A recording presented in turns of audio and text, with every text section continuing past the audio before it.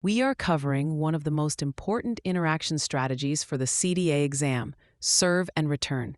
This concept is fundamental to demonstrating your abilities within CDA Competency Standard II to advance physical and intellectual competence. Specifically, it relates to the functional areas of cognitive and communication development. Serve and return is the back-and-forth exchange that happens between a caregiver and a child. The child serves by initiating an interaction, perhaps through a gesture, a sound, or a word. The adult then returns the serve by responding in a way that is meaningful and encourages another turn. These interactions are critical for building brain architecture. On the CDA exam, you won't just be asked to define this term. Instead, you'll see scenario-based, multiple-choice questions designed to test if you can apply it. For example, a question might state, "A toddler points to a picture of a cat in a book and says, 'Kitty.' This is the serve." The exam will then offer 4 possible responses and ask you to choose the best one. A poor response would be a closed-ended question like, "Is it a kitty?" or simply saying, "Yes." A better response, and the one exam scorers are looking for, is one that acknowledges, adds information, and invites another turn. For example, "Yes, that is a fluffy white kitty. What sound does the kitty make?" This response validates the child's observation, expands their vocabulary, and asks an open-ended question to continue the interaction. A common exam trap is to confuse simple narration with a true serve and return interaction.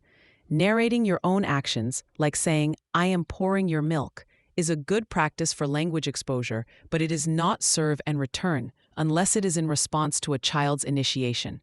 The key is the back-and-forth nature of the exchange. Another trap is choosing a response that is positive but less effective than another option.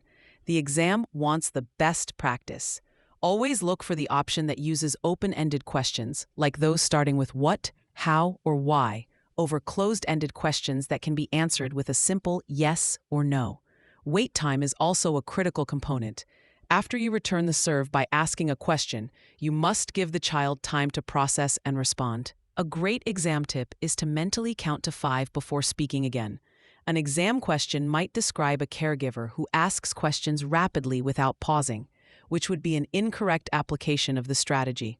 To help you remember the core components, use the mental shortcut ACE. SOST. Acknowledge the child's serve by showing you see and hear them. Next, contribute by adding new information or language. Finally, encourage a return by asking an open-ended question or making a comment that invites the child to take another turn. Mastering serve and return is not just about passing the exam. It's about demonstrating your competence in fostering the cognitive and language skills that are foundational to a child's development.